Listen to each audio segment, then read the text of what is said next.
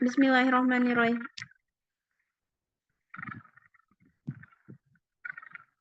Mulai lagi, guys.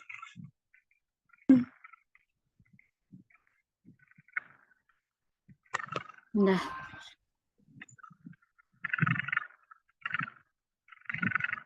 Mulai siap. Ya. Bismillahirrahmanirrahim. Assalamualaikum warahmatullahi wabarakatuh. Waalaikumsalam warahmatullahi wabarakatuh. Waalaikumsalam warahmatullahi wabarakatuh. Alhamdulillahirabbil alamin. Wassalatu wassalamu ala asyrofil anbiya'i wal mursalin wa ala alihi washabihi rasulillahi ajmain. Puji syukur kita ucapkan kehadiran Allah Subhanahu wa taala yang telah melimpahkan rahmat dan karunia kepada kita semua sehingga kita dapat berkumpul di Zoom pada siang hari ini. Salawat berkaitan salam tak bosan-bosannya kita curahkan buat pucuk pimpinan umat Islam sedunia, yakni Nabi besar Muhammad SAW. Baiklah, di sini kami dari kelompok 2 akan menampilkan materi tentang biosensor mata kuliah dasar-dasar biofisika dengan dosen pengampu Ibu Firda Azara SPD MSI.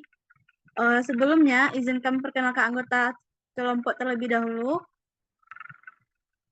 Yang pertama, saya sendiri, Erni Meldiana Saputri dengan NIM 20231012. Ada rekan saya, Ade Asyifa Sihombing dengan NIM 20231001. Selanjutnya ada Kania Khairunisa dengan NIM 20231020. Dan yang terakhir itu Nurul Aini dengan NIM 20231027.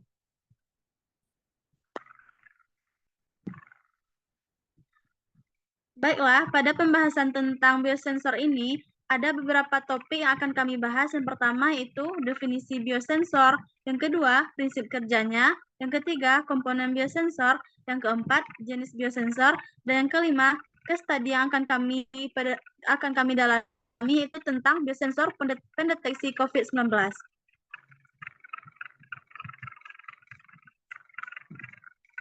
Pembahasan pertama yaitu definisi biosensor akan dijelaskan oleh Nurul Aini. Kepada Nurul Aini dipersilahkan.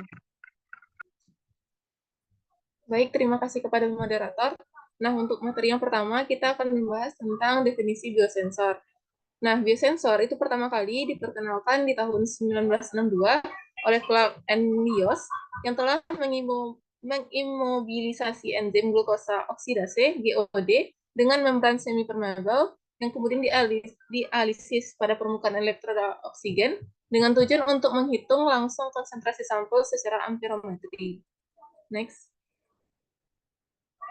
Nah, biosensor itu dapat diartikan sebagai sebuah alat analisa yang mengkombinasikan komponen biologis dengan detektor fisikokimia. Nah, pada prinsipnya biosensor ini terdiri dari 3 bagian utama, yakni komponen biologi, transducer, dan alat pembaca biosensor. Nah, dapat dilihat pada gambar di samping. Nah, yang kedua yaitu kita akan melihat prinsip kerja dari biosensor ini. Nah, dalam proses kerjanya, senyawa aktif biologi itu akan berinteraksi dengan molekul yang akan dideteksi yang disebut sebagai molekul sasaran. Nah, hasil interaksi yang berupa besaran fisik seperti panas, arus listrik, potensial listrik, atau lainnya, itu akan dimonitor oleh transducer. Nah, besaran tersebut kemudian diproses sebagai sinyal sehingga diperoleh hasil yang dapat dimengerti. Next.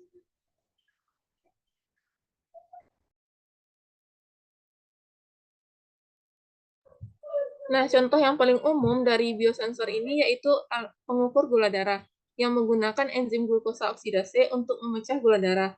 Biosensor ini bekerja dengan mengoksidasi glukosa terlebih dahulu dengan menggunakan 2 elektron untuk mereduksi FAD, yaitu komponen dari enzim menjadi FADH2. Lalu FADH2 tersebut dioksidasi oleh elektrode dan menerima 2 elektron dari elektrode dalam beberapa tahap. Kemudian hasilnya adalah arus listrik yang mengukur konsentrasi glukosa. Nah, dalam proses ini, elektroda adalah transducer dan enzim adalah elemen biologi sensitif.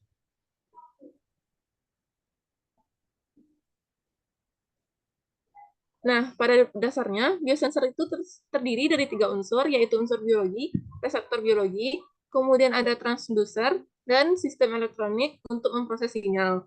Nah, unsur biologi yang umumnya digunakan dalam mendesain atau suatu biosensor dapat berupa enzim, organel, jaringan, antibodi, bakteri, jasa trenik, dan DNA.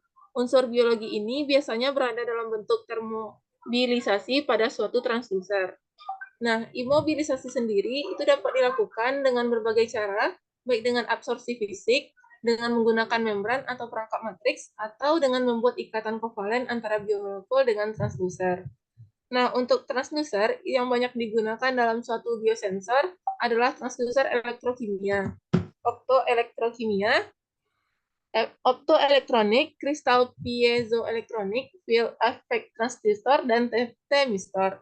Nah, proses yang terjadi dalam transducer itu dapat berupa kalorimetrik, biosensor, potentiometrik biosensor, amperometrik biosensor, optical biosensor, maupun piezoelectric biosensor. Nah, sinyal yang keluar dari transducer itu kemudian diproses dalam suatu sistem elektronik, misalnya recorder atau komputer. Next.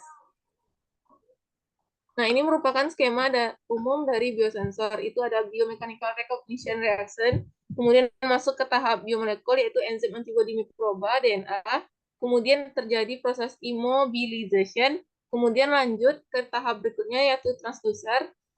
Seperti yang telah dijelaskan tadi, transducer itu ada banyak jenisnya, kemudian akan diproses dengan electronic processable information. Next. Nah, baiklah, sekian tentang definisi dan prinsip kerja dari biosensor. Saya kembalikan kepada moderator. Terima kasih kita ucapkan kepada Nurul Aini yang telah membahas tentang definisi dan prinsip kerja biosensor. Selanjutnya, pembahasan yang ketiga yaitu komponen biosensor yang akan dijelaskan oleh Ade Asyifa Sihombing. Kepada Ade, disilahkan. Baik, terima kasih kepada moderator yang telah mempersilakan saya. Di sini kita akan membahas tentang komponen biosensor. Komponen biosensor ini terbagi menjadi 3, yaitu bioreseptor, transducer, dan prosesor. Pada bioreseptor, komponen biologi sebagai bioreseptor bias berupa jaringan, mikroba, organel, sel, protein, enzim, antibodi, asam nukleat, dan lainnya. Biasanya dalam bentuk termobilisasi suatu transducer. Pada imobilisasi, bias dilakukan dengan absorpsi fisik, menggunakan membran atau perangkat matriks, membuat ikatan kovalen antara biomolekul dengan transducer. Yang kedua yaitu transducer. Yang digunakan dapat berupa transducer elektrokimia, optoelektronik, kristal piezoelektronik, field effect transistor, dan tremistor. Proses yang terjadi dalam transducer dapat berupa kalorimetrik, biosensor, fototriometrik, biosensor, amperometrik biosensor, optical biosensor, maupun piezoelectric biosensor. Dan sinyal yang keluar dari transducer ini kemudian diproses dalam suatu sistem elektronik, misalnya recorder atau komputer. Yang ketiga yaitu prosesor. Elemen elektronik prosesor sinyal yang terutama bertanggung jawab untuk menampilkan hasil yang mudah dibaca dan dipahami. Sekian dari saya kembalikan kepada moderator. Terima kasih kita ucapkan kepada Ade yang telah menjelaskan materinya. Selanjutnya itu topik pembahasan keempat, itu jenis biosensor yang akan saya jelaskan sendiri, di mana jenis biosensor ini ada 2, yang pertama amperometri, dan yang kedua impedansi. Kita bahas satu-satu. Yang pertama amperometri.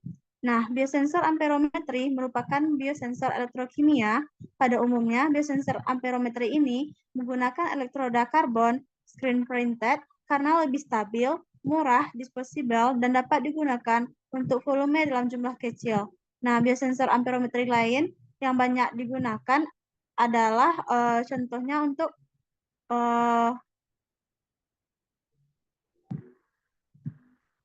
lanjut, Siva.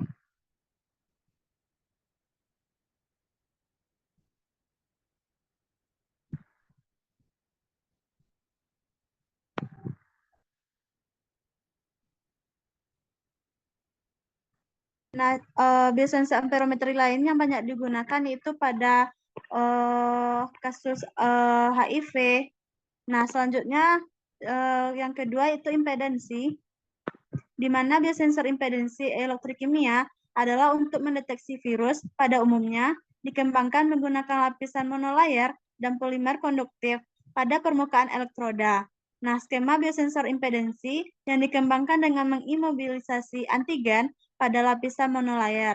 Beberapa biosensor impedansi yang telah dikembangkan antara lain adalah biosensor untuk deteksi virus influenza, herpes, HBV, HIV, demam rabies, dan HIV.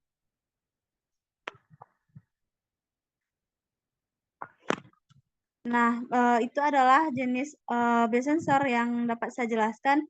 Selanjutnya topik pembahasan yang kelima yaitu case study yang akan dijelaskan oleh rekan saya itu Kania Khairunisa. Kepada Kania disilahkan. Baik, terima kasih kepada moderator. Di sini saya akan melanjutkan pembahasan yaitu mengenai studi kasus, yaitu jenis-jenis biosensor dalam pendeteksi COVID-19.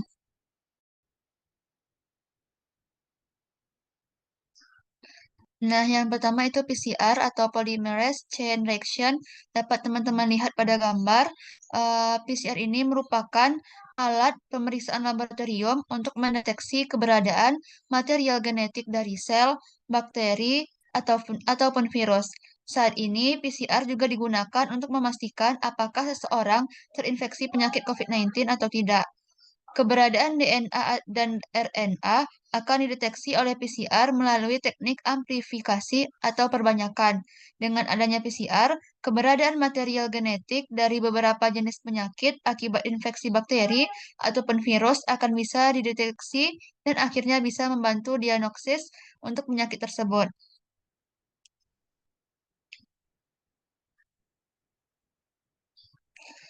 Nah, untuk langkah-langkah tes PCR untuk mendiagnosis COVID-19 ada 6 langkah. Yang pertama, yaitu pengambilan sampel dahak, lendir, ataupun cairan dari tenggorokan atau nasofaring, hidung, ataupun paru-paru pasien yang diduga terinfeksi virus corona.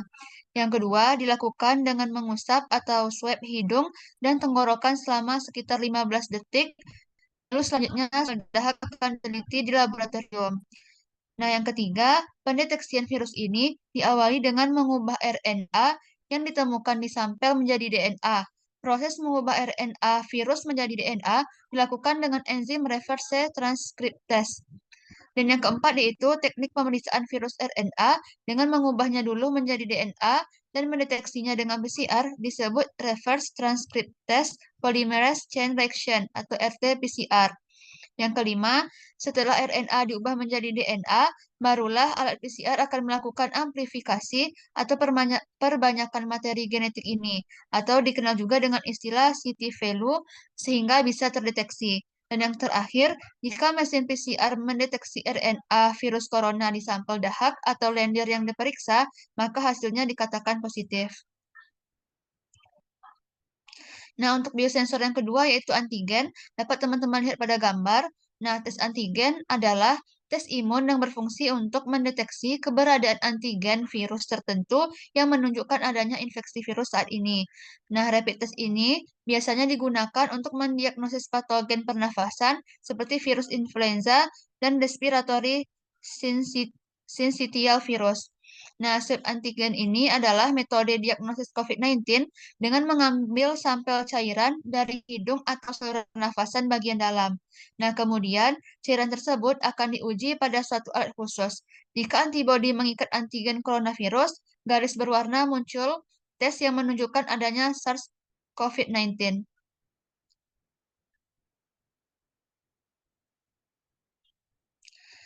Nah, untuk cara tes swab antigen, yang pertama, petugas kesehatan akan meminta kita untuk sedikit mendongak ke atas untuk memudahkan pengambilan sampel.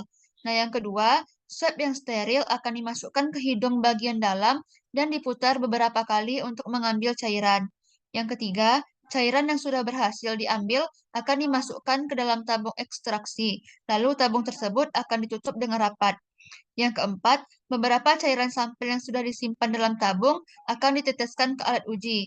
Dan yang kelima, dalam 15-30 menit hasil tes akan muncul. Hasil inilah yang akan digunakan sebagai acuan untuk diagnosis COVID-19. Pada alat uji sampel khusus antigen, terdapat indikator C, kontrol, dan T atau tes. Kedua garis ini yang akan menunjukkan hasil pengujian. Jika garisnya hanya muncul pada bagian C, itu artinya negatif COVID-19.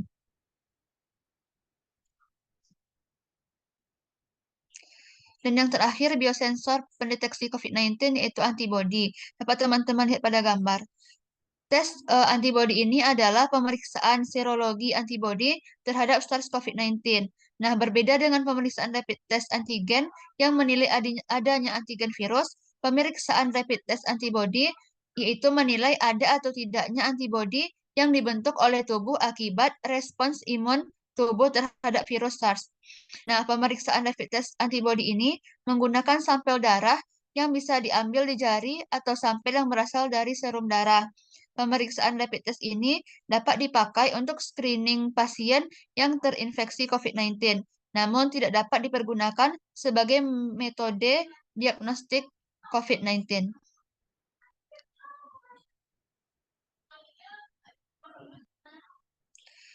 Nah, untuk cara tes rapid test antibody ini, yang pertama, itu kita harus memastikan dari pasien dengan alkohol.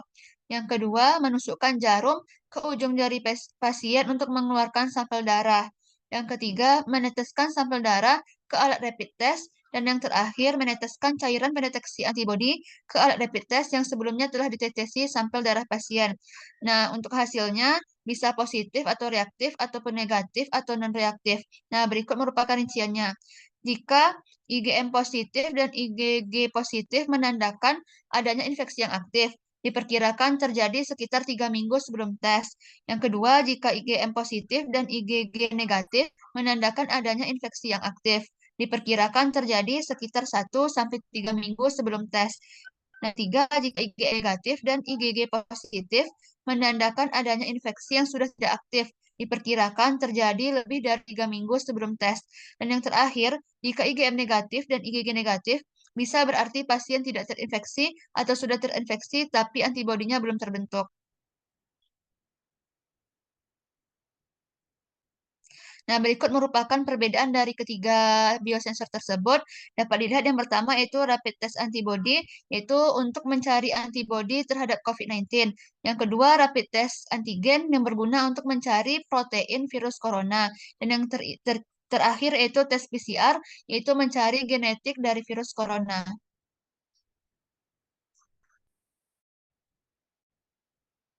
Nah, mungkin sekian dari penjelasan yang dapat saya sampaikan. Saya kembalikan kepada moderator. Oh, baiklah, terima kasih kita ucapkan kepada Kania Hairunisa yang telah menjelaskan case study tentang biosensor ini. Nah, dengan berakhirnya pembahasan case study tadi, maka berakhir pula pembahasan dari kelompok 2 tentang biosensor ini. Kami dari kelompok 2, jika ada salah kata, kami mohon maaf. Kami sudahi. Wassalamualaikum warahmatullahi wabarakatuh.